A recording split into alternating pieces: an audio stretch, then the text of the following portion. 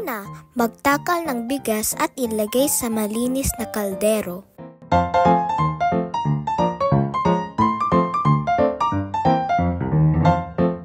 Pagkatapos, hugasan ito ng mabuti.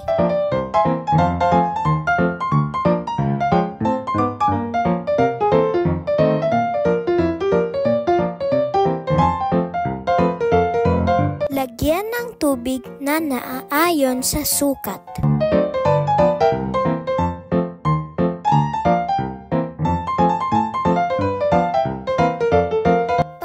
Pagkatapos, takpan ang kaldero at ilagay sa rice cooker. Isaksak ang plug at pindutin ang on button.